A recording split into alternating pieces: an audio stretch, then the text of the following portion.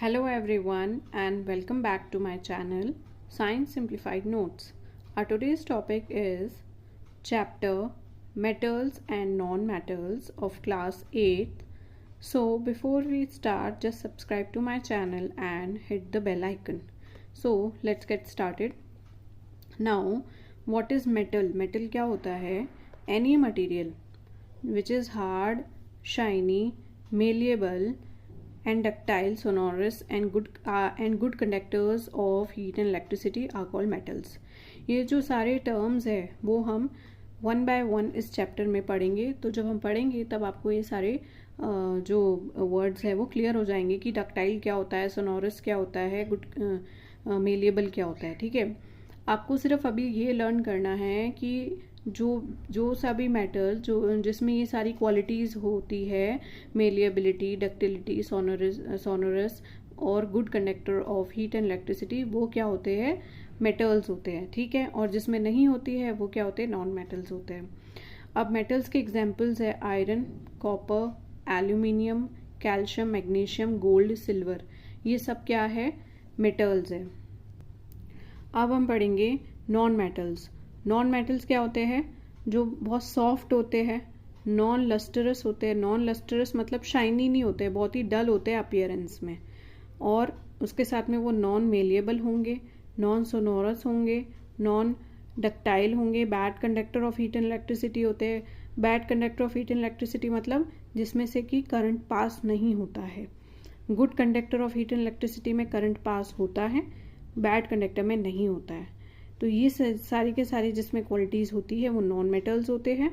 इसके एग्जांपल्स है carbon, oxygen, sulphur, phosphorus, coal. Now will study about the physical property of metal and non metals. मतलब ये जो word हमने अभी वर्ड्स देखे थे, इनका मतलब क्या होता है, इसको हम डिस्कस करेंगे. The property of metals by which they can be beaten into thin sheets. Okay, अब मेटल को क्या किया जाता है? उनको पीट करके थिन शीट्स बनाई जाती है, बिल्कुल पतली पतली थिन शीट्स बनाई जाती है. तो जो मेटल्स जो कि थिन शीट्स में कन्वर्ट हो सकते हैं उनको हम बोलेंगे ये जिनमें ये प्रॉपर्टी होती है मेलिएबिलिटी की, उसको हम बोलेंगे मेटल्स. ठीक है, सिर्फ मेटल्स ही होते हैं जो कि मेलिएबल हो सकते हैं, यानी कि थिन शीट्स में कन्वर्ट हो सकते हैं. नॉन मेटल्स में मेलिएबिलिटी नहीं होती है, मतलब कि they can be converted into the thin sheets. अब जैसे मेटल है, सिल्वर फॉइल हो गया, एल्यूमिनियम फॉइल हो गया. ये सिल्वर फॉइल मिठाई में यूज़ करते हैं, मिठाई पे लगाई जाती है. एल्यूमिनियम फॉइल कैसे बनती है? एल्यूमिनियम जो मेटल होता है उसको पीट के क्या करा जाता है? थिन शीट्स में, बहुत पतली पतली थिन शीट्स में कन्वर्ट किया जाता है. इसके अलावा आयरन को भी किया जाता है, गोल्ड को भी किया जाता है. अब आपको मेलिएबिलिटी का मतलब समझ में आ गया होगा. ठीक है, नाउ सेकेंड है नॉन मेटल्स. क्या होते हैं? जब हम इसको पीटते हैं तो ये क्या करते हैं? थिन शीट्स में ना कन्वर्ट होके पाउडरी मास में कन्वर्ट हो जाता है. जैसे कि आपने कोल देखा होगा, कोयला देखा होगा. कोयला क्या होता है? कोयला को आप तोड़ोगे तो वो थिन शीट्स में कन्वर्ट नहीं होएगा, वो पाउडरी फॉर्म में कन्वर्ट हो जाएगा. ठीक है, जब हम उसको हथौड़े से मारेंगे तो इसलिए कोल और लेड क्या होता है? नॉन मेटल्स होते हैं और उनमें मेलिएबिलिटी की प्रॉपर्टी नहीं होती है. नेक्स्ट प्रॉपर्टी जो है, फिजिकल प्रॉपर्टी है, वो क्या है? Ductility. Now what is ductility? Property of metals by which it can be drawn into thin wires. मतलब मेटल्स को किस में बनाना? थिन वायर्स में बनाना. तो जो होते हैं जो कि थिन वायर्स में कन्वर्ट हो सकते हैं वो होते हैं मेटल्स. जो थिन वायर्स में नहीं कन्वर्ट हो सकते हैं वो होते हैं नॉन मेटल्स. इसलिए non metals are not ductile, मतलब नॉन मेटल्स को हम थिन वायर्स में कन्वर्ट नहीं कर सकते हैं.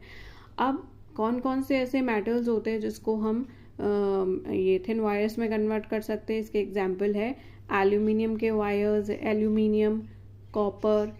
ये ऐसे दोनों मेटल्स हैं जिनके वायर्स आपको देखने को मिलेंगे. थर्ड है कंडक्टिविटी. कंडक्टिविटी क्या होता है? जिसमें कंडक्टिविटी का मतलब होता है कि जिसमें से करंट का फ्लो होना, उसको हम बोलेंगे कंडक्टिविटी. तो तो it is the property of metals which allows the current and heat to pass through them. ठीक है, मेटल की ऐसी प्रॉपर्टी जिसमें क्या होता है कि करंट और हीट दोनों पास होते हैं। ठीक है, for example iron and copper. Iron है, आपने देखा होगा आयरन के भी वायर्स नहीं बन सकते, क्यों? क्योंकि वो क्या होता है, उसमें से हीट और करंट पास होता है। तो हमको ऐसे वायर्स लेने ही नहीं है, क्योंकि जैसे ही आपने आयरन को टच किया आप में करंट आ जाएगा। इसीलिए आपने ये भी देखा होगा कि कभी भी जो वायर्स होते हैं, जो हाई इलेक्ट्रिसिटी वोल्ट के जो वायर्स होते हैं बाहर लगे हुए होते हैं, हमको उसको कभी भी आयरन रॉड से नहीं मारना चाहिए। कभी कभी लोग को जिसको नहीं पता होता है वो लोग क्या करते हैं, बंदरों को भगाने के चक्कर में क्या करते हैं कि आयरन रॉड से ही मार देते हैं गलती से, और फिर उनको बहुत ज़ोर से क्या लगता है, करंट लगता है ना। क्यों लगता है? क्योंकि आयरन में क्या होता है, iron good conductor of heat and electricity है। आयरन अपने में से क्या करता है, करंट को पास होने देता है, तो इससे आपको करंट लग सकता है। ओके, नाउ नॉन मेटल्स क्या होते हैं, bad conductor of heat and electricity होते हैं, इसलिए इन्हीं के वायर्स बनाए जाते हैं। Sulphur and coal are the examples of non metals. Now sonorous. Sonorous क्या होता है, आपने देखा होगा जब आप मंदिर जाते हो, जब कभी भी आप बेल बजाते हो तो चारों तरफ आवाज़ गूंजती है ना, तो उसको बोलते हैं sonorous. It is the property of metal that produces the ringing sound on hitting. Non metals non sonorous होते हैं, उसमें ऐसी कोई प्रॉपर्टी नहीं होती है। फिर है हमारी नेक्स्ट प्रॉपर्टी, फिजिकल प्रॉपर्टी है लस्टरस। लस्टरस मतलब कि जिससे कि वो शाइनी दिखते हैं। तो लस्टरस प्रॉपर्टी किसकी होती है, मेटल्स में होती है। और नॉन मेटल्स होते हैं वो नॉन लस्टरस होते हैं, मतलब वो शाइनी बिल्कुल भी नहीं होते हैं नॉन मेटल्स। ठीक है, तो जो मेटल्स होते हैं वो शाइनी होते हैं, उसके एग्जांपल्स है gold, silver, platinum. Non metals are non lustrous and dull in appearance. Okay, next property हमारी हार्डनेस। अब मेटल्स होते हैं वो जनरली कैसे होते हैं, बहुत ज़्यादा हार्ड होते हैं, वो सॉफ्ट नहीं होते हैं, बहुत ज़्यादा हार्ड होते हैं। और जितने वो हार्ड होते हैं उतने ही ज़्यादा उनको मेल्ट करने के लिए हाई मेल्टिंग पॉइंट देना पड़ता है, हाई बॉइलिंग पॉइंट भी देना पड़ता है।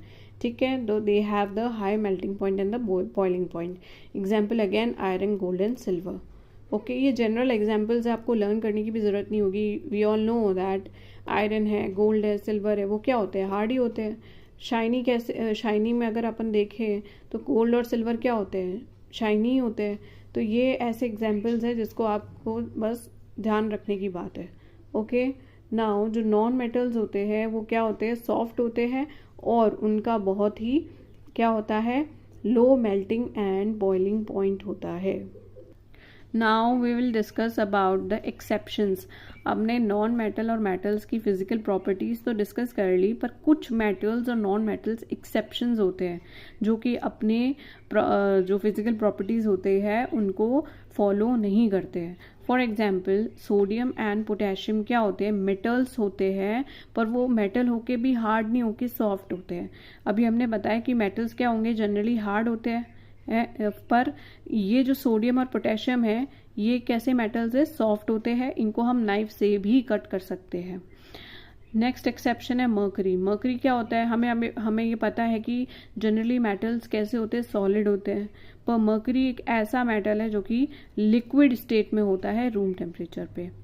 थर्ड है कार्बन। कार्बन क्या होता है, एक नॉन मेटल है, बट वो क्या है, लस्टरस है। वी ऑल नो, आपने देखा होगा, आपकी पेंसिल की लेड देखा होगा, वो क्या है, वो ग्रेफाइट ही होती है, पर वो क्या होती है, लस्टरस होती है, शाइनी होती है, और उसका मेल्टिंग पॉइंट भी बहुत ज़्यादा होता है। तो कार्बन यहाँ पे क्या है, एक्सेप्शन है। उसके अलावा कार्बन है वो उसका एक अलग फॉर्म क्या है, डायमंड। कार्बन की दो फॉर्म्स होती है, ग्रेफाइट और डायमंड। अब डायमंड क्या होता है, नॉन मेटल माना जाता है, but it is very hardest. क्या होता है कार्बन, नॉन मेटल, पर सबसे ज़्यादा हार्डेस्ट सब्सटेंस कौन सा होता है अर्थ पे, वो होता है diamond. Now we will see about the chemical properties of the metals and the non metals. इसमें से सबसे पहले हम देखेंगे मेटल्स और नॉन मेटल्स की reaction with the oxygen. Oxygen के साथ में मेटल्स की क्या होती है reaction, rusting of the iron. Iron क्या होता है, मेटल होता है। आयरन जब ऑक्सीजन और थोड़ा सा ह्यूमिडिटी इनके साथ में जब रिएक्ट करेगा तो क्या बनाएगा, आयरन ऑक्साइड बनाएगा, जिसको अपन बोलते हैं रस्ट। ओके। सेकेंड एग्जाम्पल है मैग्नीशियम रिबन। मैग्नीशियम रिबन को जब अपन ऑक्सीजन की प्रेजेंस में बर्न करेंगे तो वाइट ऐश मिलेगी हमको। वाइट ऐश को बोलेंगे मैग्नीशियम ऑक्साइड। अच्छा, ये दोनों जो होते हैं आयरन ऑक्साइड और मैग्नीशियम ऑक्साइड्स, ये क्या होते हैं? बेसिक होते हैं। ओके। आयरन ऑक्साइड भी मेटालिक ऑक्साइड्स हैं। ध्यान से सुनना, आयरन ऑक्साइड और मैग्नीशियम ऑक्साइड्स दोनों कैसी ऑक्साइड्स हैं? मेटालिक ऑक्साइड्स है, नॉन मेटालिक ऑक्साइड नहीं है, मेटालिक ऑक्साइड्स है। और ये दोनों कैसे है नेचर में? बेसिक है। ठीक है। बेसिक क्यों है?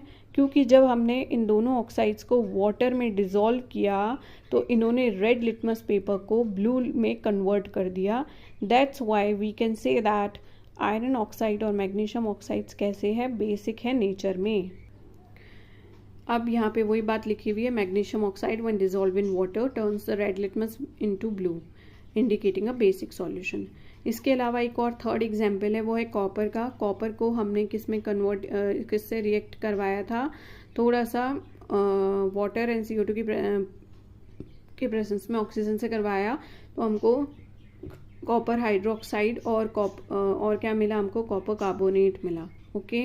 ये सारी की सारी ऑक्साइड्स कैसी है? बेसिक होती है नेचर में। मतलब मेटालिक ऑक्साइड्स होती है बेसिक और नॉन मेटालिक ऑक्साइड्स होती है एसिडिक। एसिडिक कैसे होती है? क्योंकि वो ब्लू लिटमस पेपर को रेड में चेंज कर देती है when we dissolve the oxides into the water. Okay. इसका एग्जाम्पल है, sulphur reacts with the oxygen to form the sulphur dioxide, and when the sulfur dioxides dissolved in the water it forms the sulfurous acid। ये रहा sulphurous acid. इन दोनों की reaction यहाँ मैंने लिख दी है। when sulfur reacts with the oxygen it forms the sulfur dioxide, and when the sulfur dioxide when it is dissolved in the water it forms the sulfurous acid। Sulphurous acid. और ये sulphurous acid कैसा होता है? Acidic होता है nature में। Okay. Now our next chemical property is reaction of metal and non metal with the water. So first we will discuss about the metal.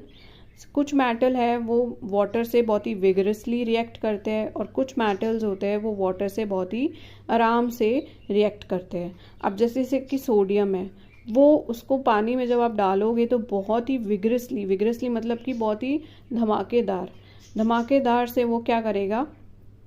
React करेगा water से। जैसे कि सोडियम है, इसकी रिएक्शन दे रखी है, sodium reacts with the water it form the sodium hydroxide and the hydrogen gas. Okay. Now iron है वो बहुत ही प्यार से आराम से रिएक्ट करता है वाटर से। Iron reacts with the water it forms the ferric oxide plus the hydrogen gas. Okay. Now ये हो गई मेटल की रिएक्शंस। अब हम करेंगे नॉन मेटल्स की रिएक्शंस विद द वाटर। तो non metal don't react with the water. Phosphorus है उसको क्या करते हैं हम? पानी में ही हमको रखना पड़ता है। क्यों रखना पड़ता है? क्योंकि वो वाटर से तो रिएक्ट कर नहीं रहा है, और अगर हमने इसको बाहर रख दिया तो ये क्या हो जाएगा? ऑक्सीजन से रिएक्ट कर लेगा। ठीक है। तो वो हमको करवाना नहीं है। तो ऑक्सीजन से रिएक्ट ना करवाने के लिए हमको फॉस्फोरस को पानी में रखना पड़ता है, because non metals don't react with the water.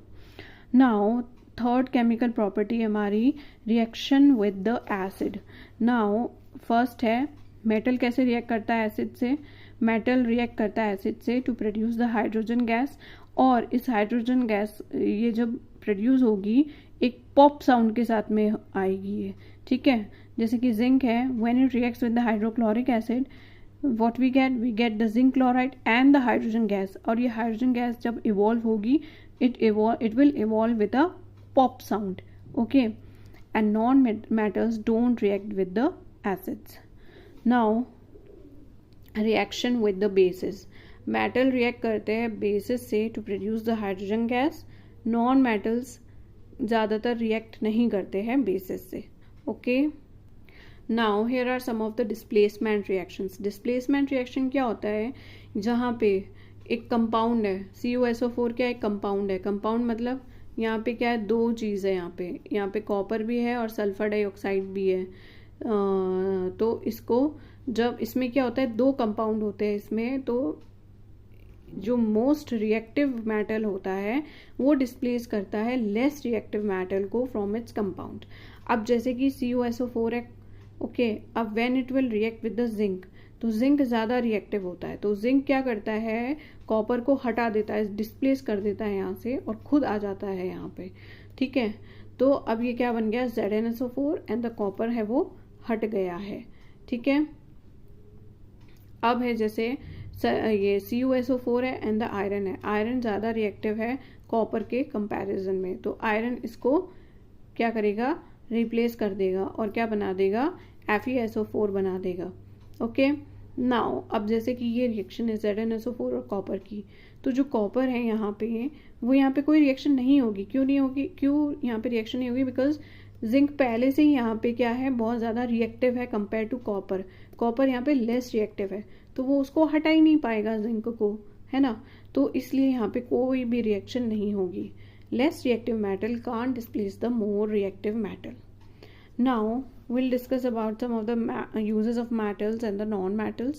metals होते हैं वो यूज़ किए जाते हैं in making the machinery, automobiles, aeroplanes, trains, cooking utensils, water boiler. इसके अलावा mercury used in thermometer also, lead used in x-ray machines also. Now uses of non-metals, oxygen, it is essential for breathing. Nitrogen को as a fertiliser use किया जाता है plants की growth में। Sulphur use किया जाता है क्रैकर्स में, पटाखों में।